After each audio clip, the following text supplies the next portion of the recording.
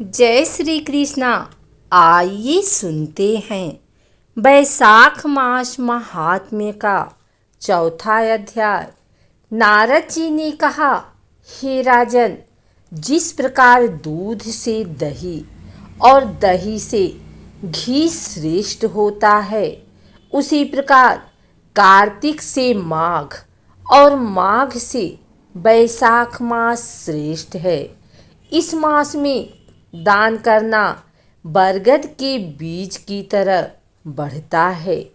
मेष की संक्रांति में भगवान का ध्यान करके स्नान करें, फिर भगवान की प्रार्थना करते हुए यह कहें, हे देव, मैं बैसाख मास भर प्रातःकाल स्नान करने की कामना करता हूँ।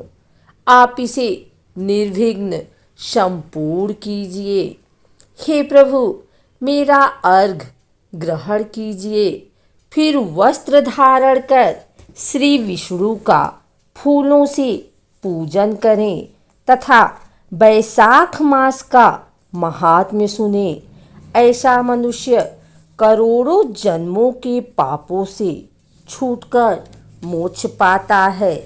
बैसाख में सैया पर सोना, तेल मलना, कांसे के बर्तन में भोजन करना, घर में स्नान करना, दूसरी बार भोजन करना तथा दिन में सोना इत्यादि वर्जित है। जो मनुष्य इन सब निषिद्ध कर्मों को करता है, वह नरक भोगता है तथा कुत्ते और चांडाल की योनि प्राप्त करता है। एक बार सहस्त्र ब्राह्मणों की हत्या का पाप चढ़ा किसी प्रकार छूट भी जाए, परंतु बैसाख में स्नान दान न करने का पाप कभी नहीं छूटता। इस मास में मार्ग चलने से थके हुए ब्राह्मण को सैया पर विश्राम करा के उसके चरण दबाएं तथा पाँवों को धोकर चरणामृत लें तो सभी बंधन छूट जाते हैं और तीर्थ स्थान का फल प्राप्त होता है। बैसाख में अन्न तथा जल के दान का बहुत महत्व है। इससे दुख दूर होते हैं। प्रातःकाल सूर्योदय होने पर सागर में मिलने वाली नदियों गंगा, यमुना, कावेरी, नर्मदा आदि में स्नान करके भगवान का ध्यान करने से जन्म जन्मांतर के पाप नष्ट हो जाते हैं। कोई धनी हो या दरिद्र, चाहे पराधीन ही क्यों न हो, उसे जो भी मिल सके वही ब्राह्मण को दान कर देना श्रेष्ठ है। कंद, मूल, फल, साग, गुड़, बेर, पत्र, जल, मट्ठा जो भी वस्तु दान की जाती है, वह सदैव को स्थिर बन जाती है। दान न करने से गरीबी आती है। गरीबी में पाप बनते हैं और पाप करने से नरक मिलता है।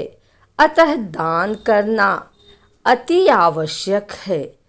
जिस प्रकार रूपवती नारी वस्त्र बिना शोभा नहीं पाती तथा नमक बिना श्रेष्ठ स्वाद हीन होता है, वैसे ही दानहीन मनुष्य सर्वगुण संपन्न होने पर भी श्रेष्ठ नहीं समझा जाता।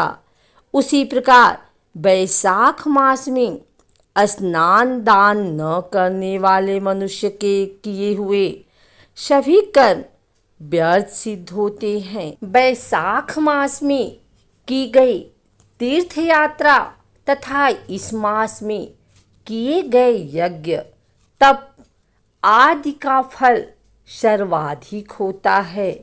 इस मास के देवता मधुसूदन का जो मनुष्य पूजन नहीं करता वह शूकर की योनि में जाता है। जो मनुष्य भगवान की पूजा करता है वह पृथ्वी का पालक बन करोड़ों जन्मों तक सुख भोगता है और अपने कुटुंब सहित मुक्ति को प्राप्त करता है।